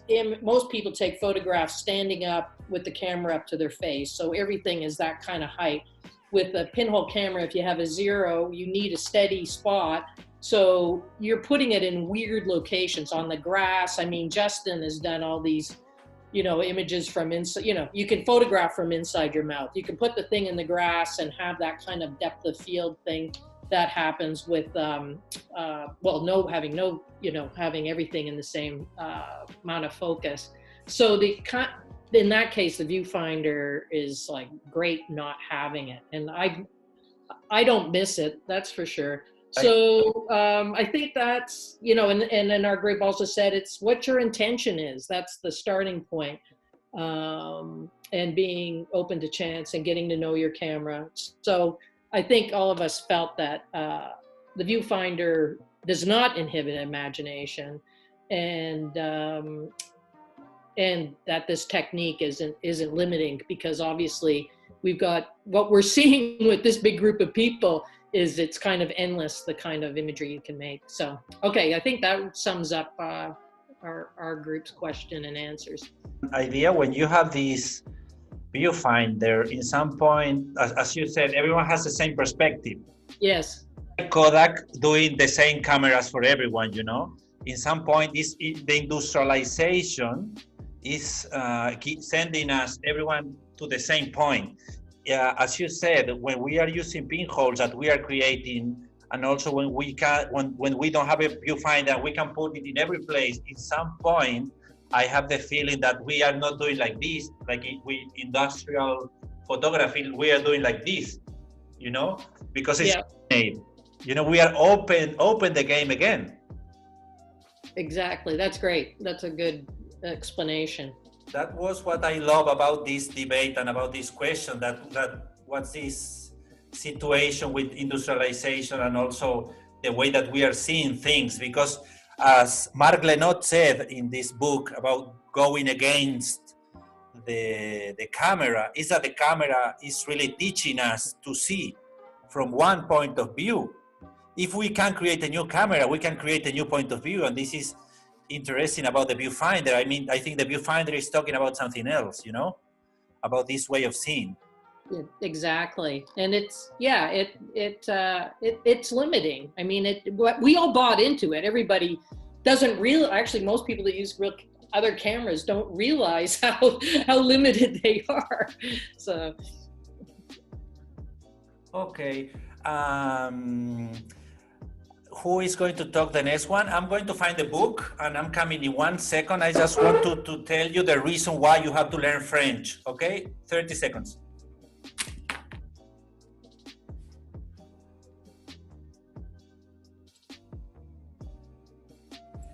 I guess he's going to talk about this one.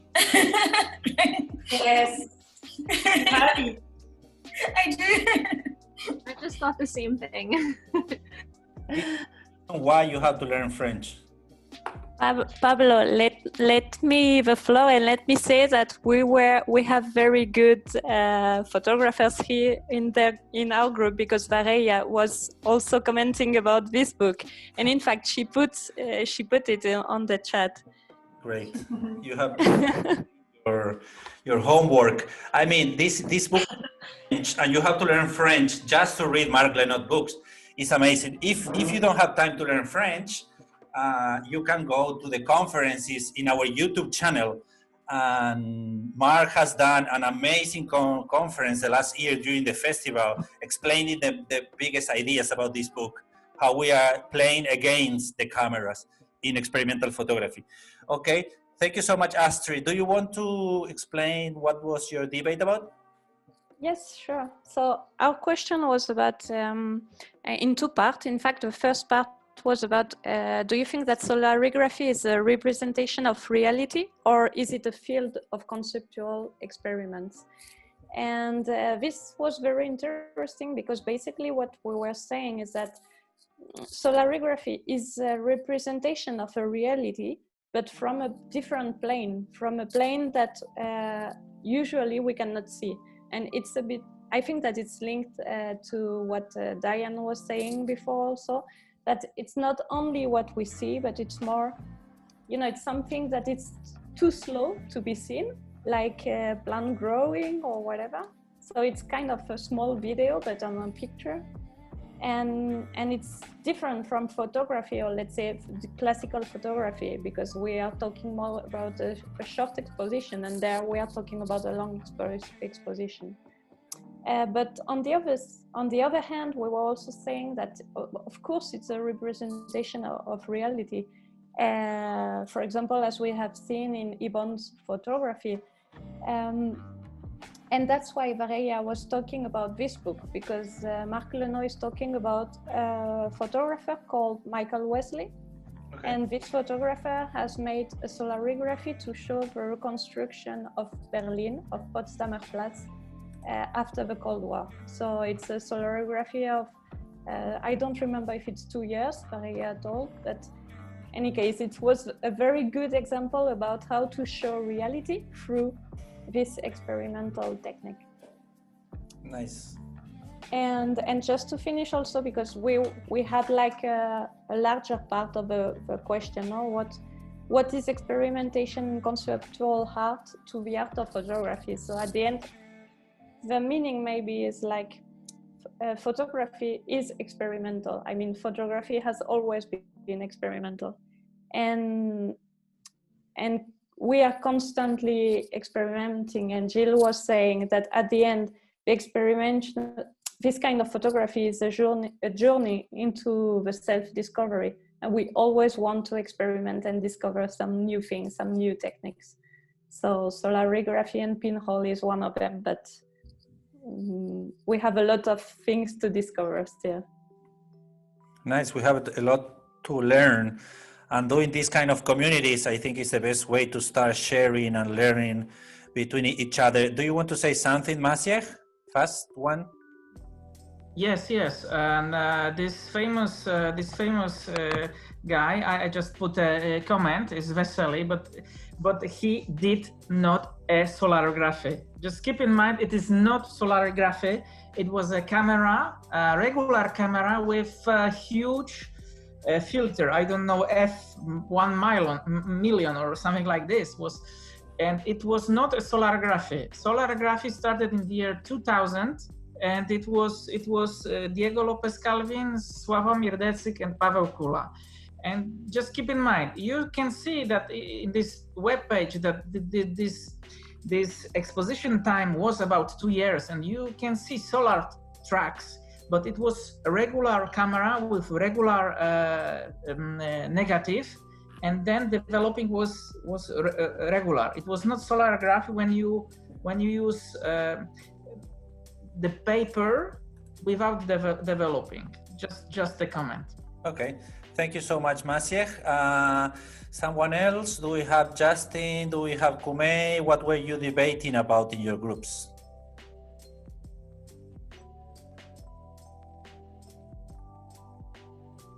Justin? Oh, okay, here. I was having trouble with the sound.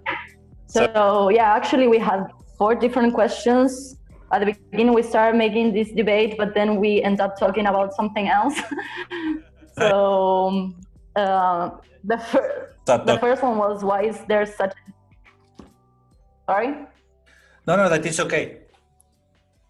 Okay, so the first one was, why is there such an interest in pinhole and solargraph photography now? So we came to the conclusion that it's something rare, avant-garde, it is something kind of fresh and not popular. Maybe for us it's something really common because we are into this community and we are dedicated to this, but maybe in other groups or other parts in photography it's not something so common.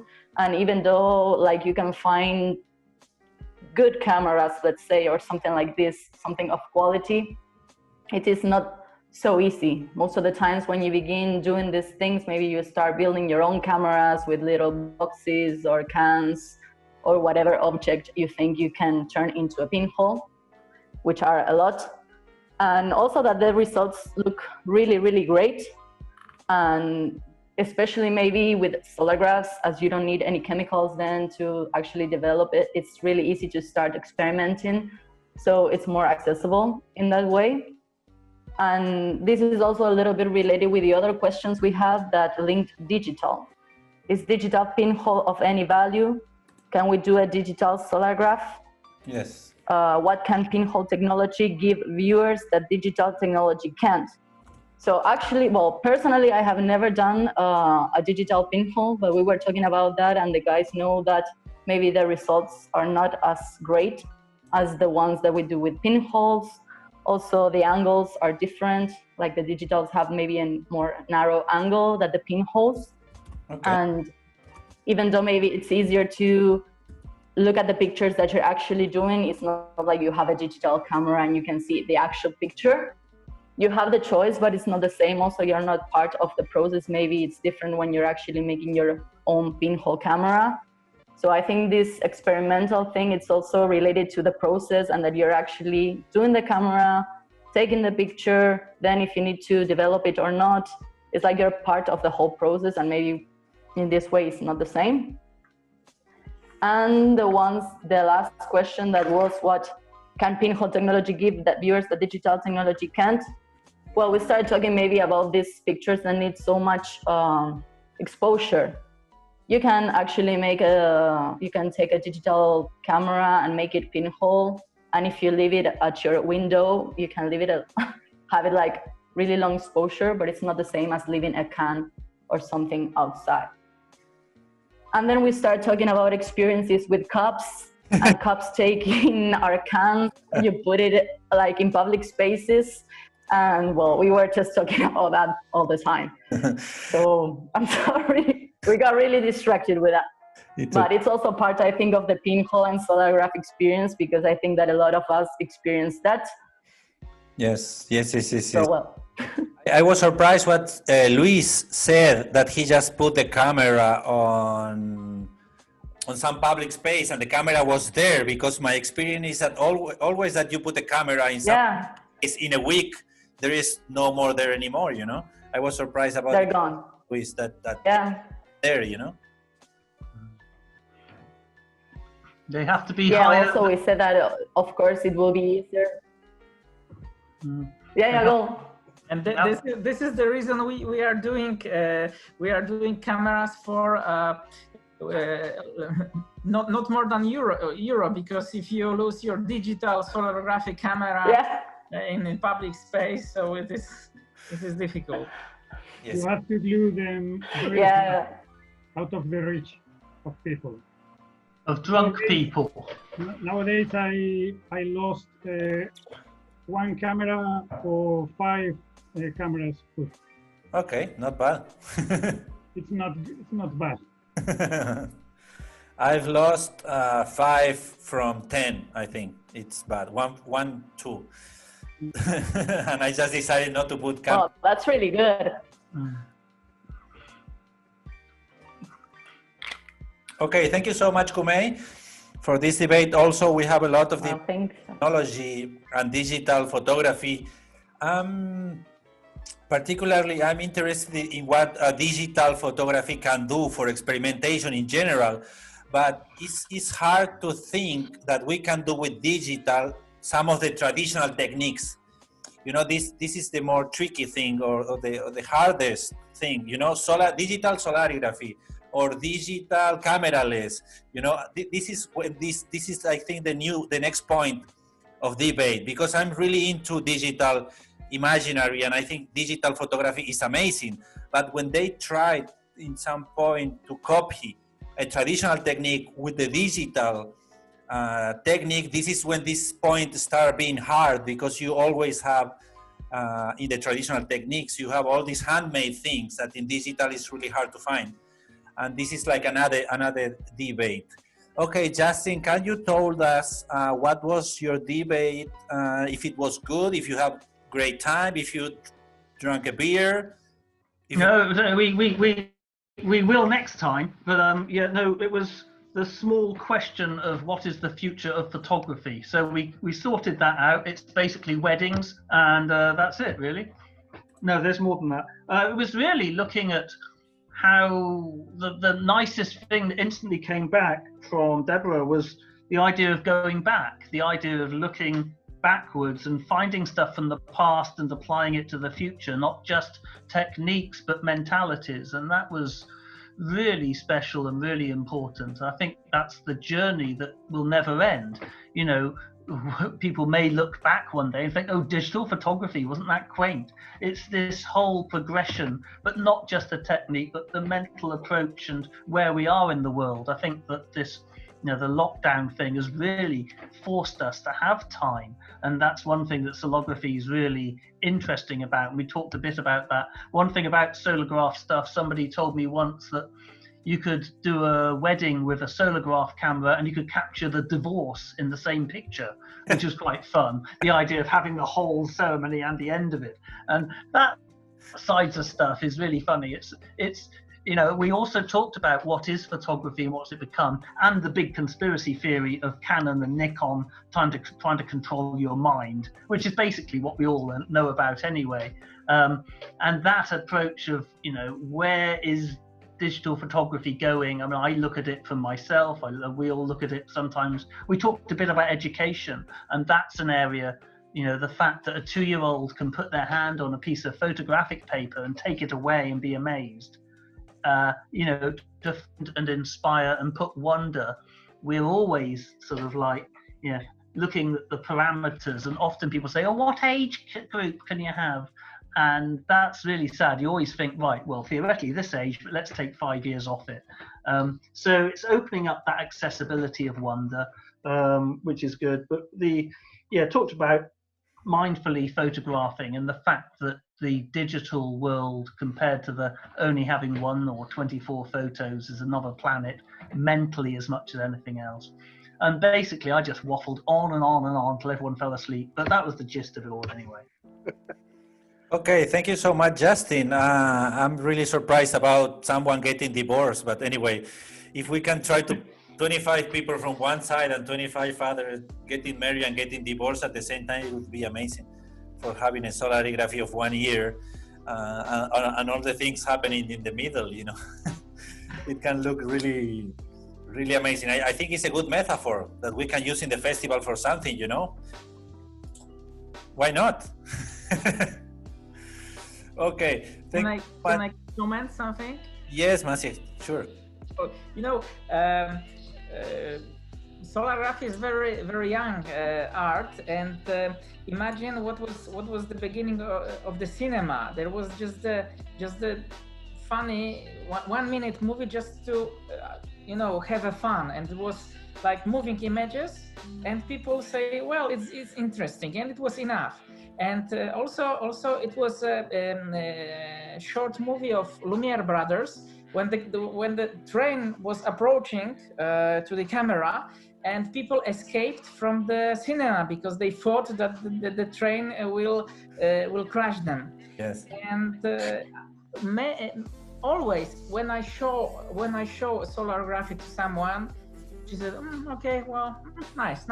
Okay, but okay, show me better picture. But then I say, well, it was exposed half a year in a beer can. Well, okay, show me again. And I think it is need to teach people how to understand the solarography images, because what these are these lines, yeah. We know that I see solarography, and I know orientation, exposure time, and so on. But people don't understand, and this is my dream that that people will understand the solarography. Sure. As now the cinema, there are movie of Antonioni. Okay. It's not just fun, just toy, but this real art, and you can interpret. Okay. Pablo. Much, Pablo, can I just mention the reason? One of the things, and I like making cameras that you can walk into. So I mean, Justin's made them too, but as installation pieces. So they don't even actually take a photo; they project images on a screen. But that's when people are blown away, because they're inside the camera and they actually see what happens, which they have no idea that's how light works, that's how your eyes work.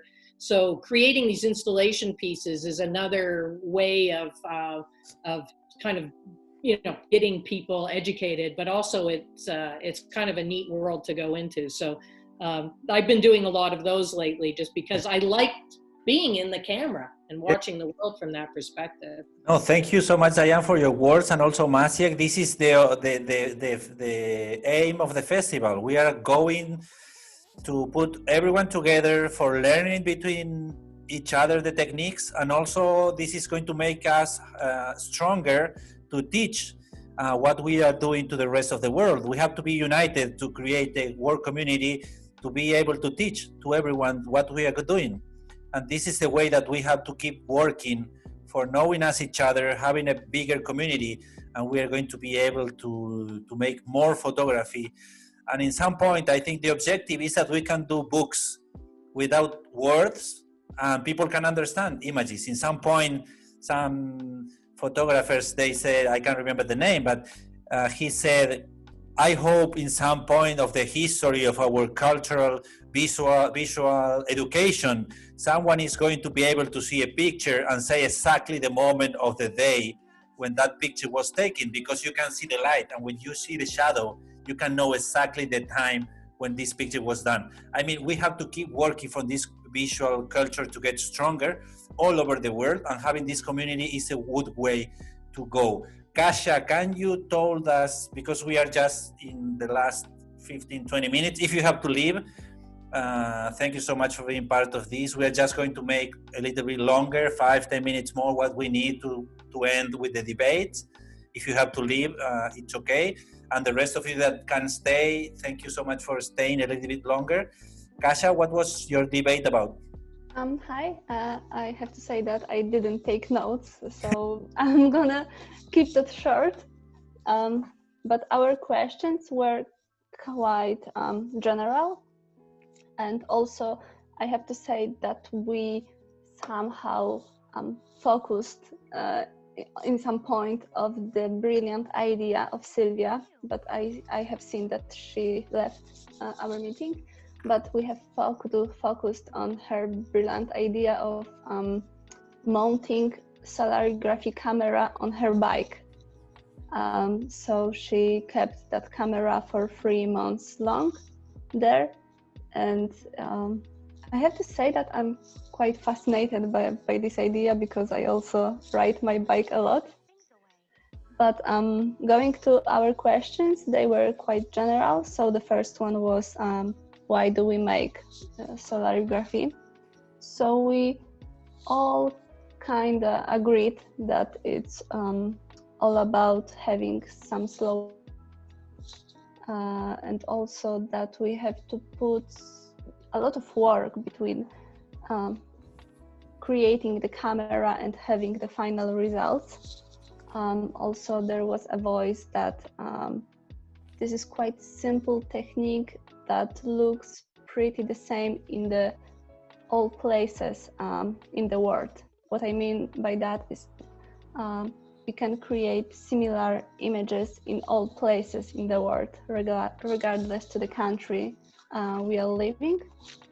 Also, there was a voice that it's something between science and also their involved process that we cannot even explain, which is kind of fascinating to us.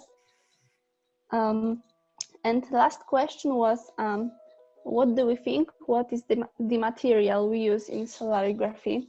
Okay. But we thought it was more kind of philosophical question, not only about saying that the material is paper.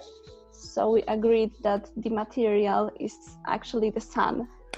And it's also what I said before, that the sun helps us to create images regardless to the place we are living. And I have to say that when we were talking about reasons to create long exposure cameras, there was also an idea that these cameras helps us to have some time saved in that particular picture. So, for example, people during the lockdown tend to mount the camera in the beginning of the lockdown and then take them off when something important happens. Like, for example, they can meet their mother or friends. So it's also about emotions, some kind of sentiment. Yes, not just related with the technique or with the result or with the of art, of amazingly well done picture, but related with the sentiments and also what you are trying to say, to show.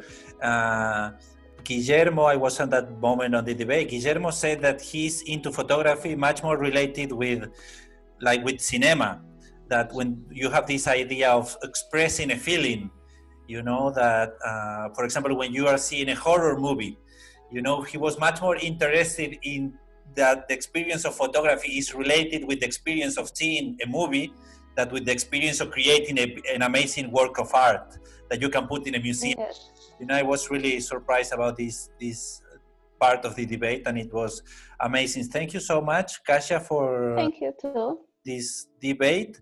I think we have a lot of questions, and I think we have our last moderator.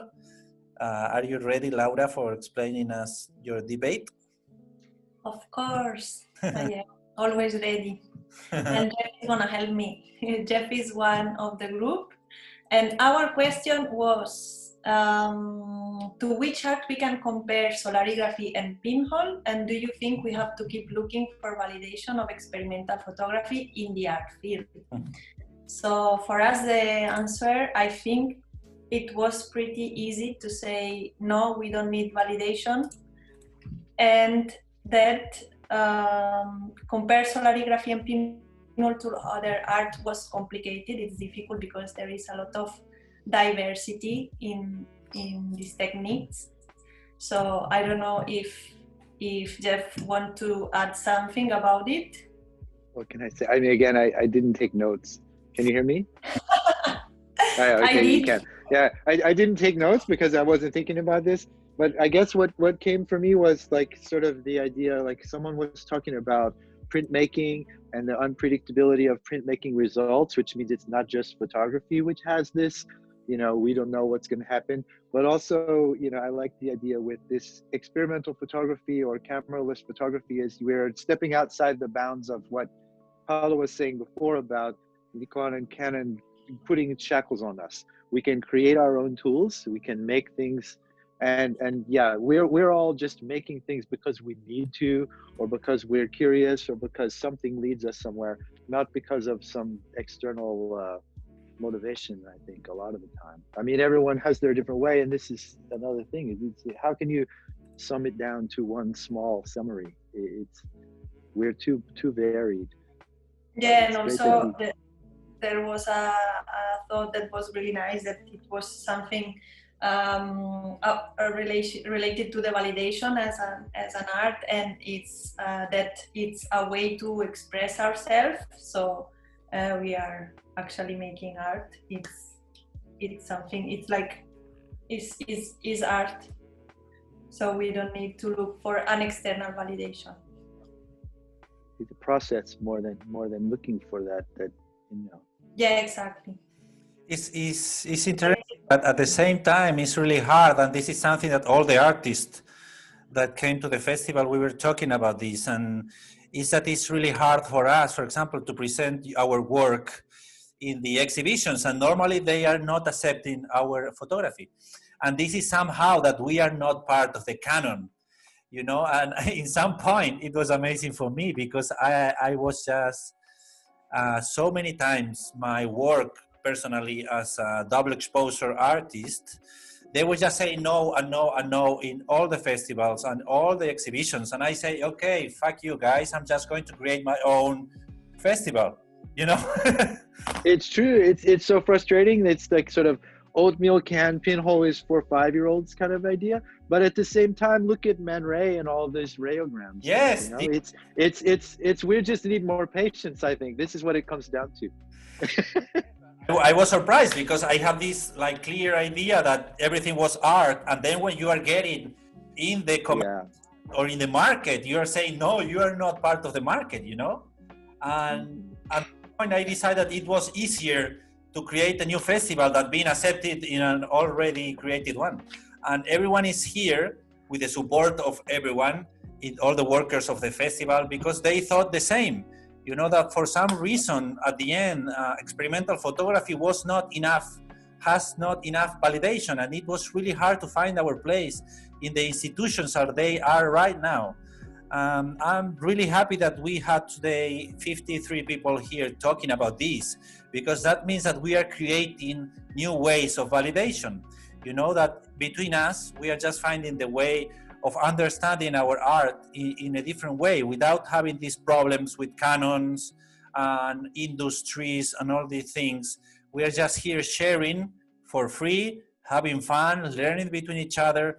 And at least for me, this is the most satisfying of being a Saturday evening with you. You know, that we are learning things for free and we are having fun. And I'm really happy that you have the same feeling, or that you have the same idea, and that you stay here with us 2 hours and 15 minutes. I don't know if you have any other questions. Do you want to share something else? Say something you are. I want to invite you, because I had the same as you, that there were no festival of solarography, and we are organizing in June. It was called a solarography meeting between science and art. Nice. And education. And it was planned this year in June, but you know, everything was closed.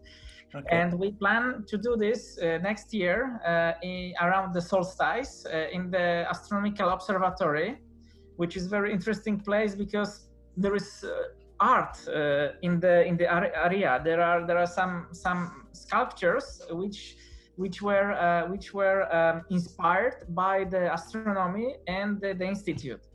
And we plan to do this in June, and we will announce this, and it will be devoted to solarography, mainly to solarography, and well, we will see what will happen in spring. So, but you are welcome.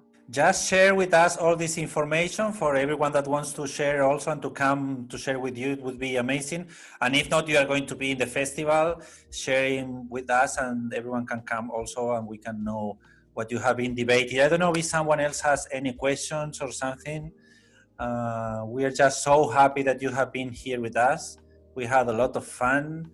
We are having workshops every month. We are having online exhibitions every month.